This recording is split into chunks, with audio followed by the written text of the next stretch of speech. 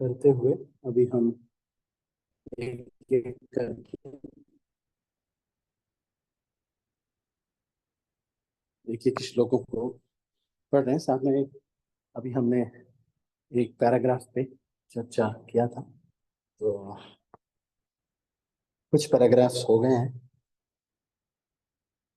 तो इसको हम चर्चा को आगे बढ़ाते हैं। तो यहाँ तक तात्पर्य में ये बात पहुंच गई थी कि जो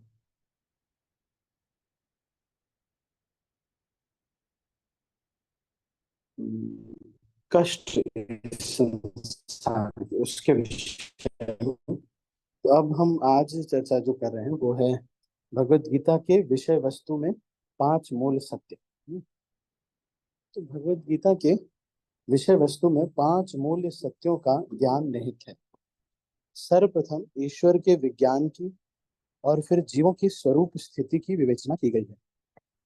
ईश्वर का अर्थ नियंता है, जीवों का अर्थ नियंत्रित है।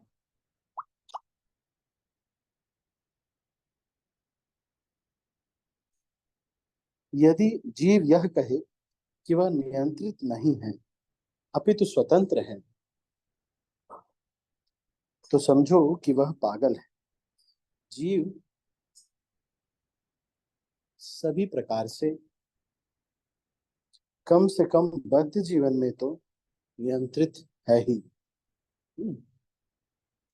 अतएव भगवत गीता की विषय वस्तु ईश्वर तथा जीव से संबंधित है। इसमें प्रकृति, काल, समस्त ब्रह्मांड की कालावधि या प्रकृति का प्राकट्य तथा कर्म की भी व्याख्या है। यह दृश्य जगत विभिन्न कार्य कलापों से ओतप्रोत है। भगवत गीता में हमें अवश्य सीखना चाहिए कि ईश्वर क्या है, जीव क्या है, प्रकृति क्या है, दृश्य जगत क्या है, यह काल द्वारा किस प्रकार नियंत्रित किया जाता है और जीवों के कार्यकलाप क्या है। भगवत गीता के इन पांच मूलभूत विषयों में से इसकी स्थापना की गई है कि भगवान अथवा कृष्ण अथवा ब्रह्म या परमात्मा, आप जो चाहे कह लें, सबसे सर्वश्रेष्ठ हैं। जीव गुण में परम नियंता के ही समान है। उदाहरणार्थ,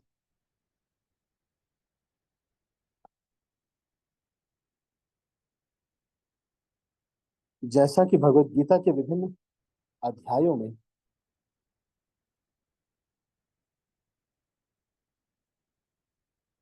बताया जाएगा, भगवान भौतिक प्रकृति के समस्त कार्यों के ऊपर नियंत्रण रखते हैं। भौतिक प्रकृति स्वतंत्र नहीं है, वह परमेश्वर की अध्यक्षता में कार्य करती है। जैसा कि भगवान कृष्ण कहते हैं, मया अध्यक्षेण प्रकृति श्रूयते सचराचरम। भौतिक प्रकृति मेरी अध्यक्षता में कार्य करती है। जब हम दृश्य में विचित्र विचित्र बातें घटते देखते हैं, तो हमें जानना चाहिए कि इस जगत के कहा बिना नियंत्रण के कुछ भी हो पाना संभव नहीं। नियंता को न मानना बचपना होगा। उदाहरणार्थ, एक बालक है कि स्वतः चालित यान विचित्र होता है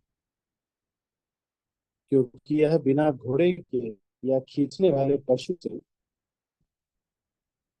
है, किंतु अभिज्ञ व्यक्ति स्वतः चालित यान की अभियांत्रिक व्यवस्था से परिचित होता है।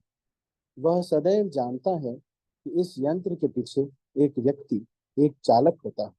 इसी प्रकार परमेश्वर वह चालक है जिसके निर्देशन में सब कुछ चल रहा है। भगवान ने जीवों को अपने अंश रूप में स्वीकार किया है। जैसा कि हम अगले अध्यायों में देखेंगे, सोने का एक कण भी सोना है, समुद्र के जल की बूंद भी खारी होती है, इसी प्रकार हम जीव भी परम नियंता ईश्वर या भगवान श्री कृष्ण के अंश होने के कारण सूक्ष्म ईश्वर या अधीनस्थ ईश्वर हैं।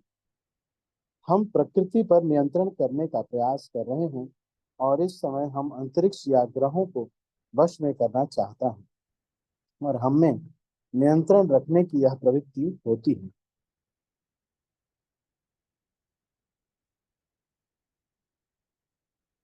लेकिन हमें यह जानना चाहिए कि हम परम नियंता नहीं हैं।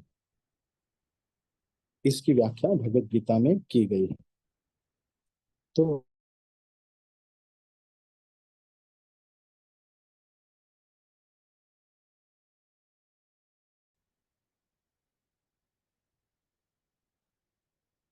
यहाँ पर जो मुख्य बात ये बताई गई, सबसे पहले ये बताया गया कि भगवत गीता के 5 मूलभूत विषय वस्तु क्या है। ईश्वर, जीव, प्रकृति, काल और कर्म। हम्म। फिर उसके बाद ये बताया गया कि किस प्रकार से, पहले ईश्वर के बारे में बता रहे हैं कि ईश्वर कौन है। वो जो कि कंट्रोलर है। हम कंट्रोलर नहीं है, हम छोटे कंट्रोलर हैं, पर पूर्ण रूप से हम कंट्रोलर नहीं। हम केवल कुछ स्तर पे ही हम नियंत्रण कर सकते हैं। लेकिन आप देखो कि अगर हम वास्तविक कंट्रोलर होते या नियंत्रक होते तो हम कम से कम अपने शरीर को तो ढंग से नियंत्रित कर पाते। लेकिन हम अपने शरीर को भी नियंत्रित नहीं कर पाते। इससे ये पता चलता है कि हम कंट्रोलर्स नहीं है। तो भगवत गीता हमको ये ज्ञान दे रही। ठीक है। तो ईश्वर, जीव, प्रकृति। कभी कोई आपसे पूछे कि भगवत गीता में किस चीज के बारे में बताया गया है, तो आप बता सकते हैं कि ये 5 मेन चीजों के बारे में भगवत गीता में बताया गया है। ईश्वर, जीव, प्रकृति, काल और कर्म। इन 5 मुख्य चीजों के बारे में।